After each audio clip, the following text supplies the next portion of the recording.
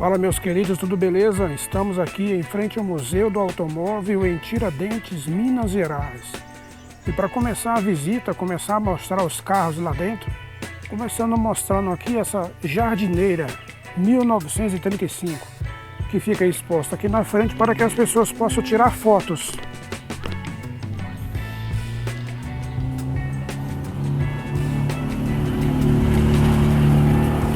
Uma jardineira 1935.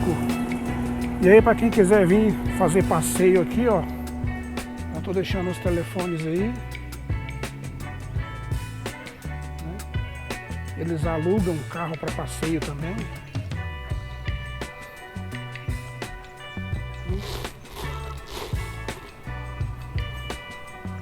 Como que era antigamente aqui.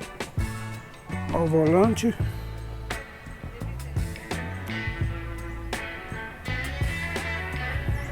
E aqui os bancos, aqui o eixo traseiro,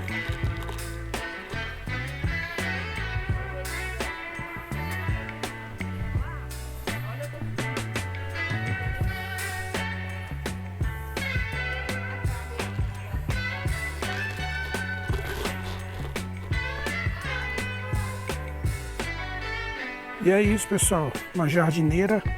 Logo na recepção aqui do museu, para receber aqui os visitantes. Chevrolet jardineira. As rodas dianteiras como que é. E é isso. Um belíssimo carro. Muito legal demais. Olha aqui, ó. Tamanho dos farol. Eu mostrei esse carro lá dentro, pelo menos tem pelo menos 3 lá dentro. 3 jardineiras. Só que original, não preparada para fazer passeio com os turistas, né? Então é isso. Fiquem todos com Deus, aguarde os próximos vídeos. Diretamente aqui do Museu do Automóvel em Tiradentes, tá? Aproveitando, já peço seu like, sua inscrição, seus comentários. Ative o sininho, ajuda o canal a crescer, para eu trazer cada vez mais conteúdos como esse aqui, beleza? Então, tchau, tchau.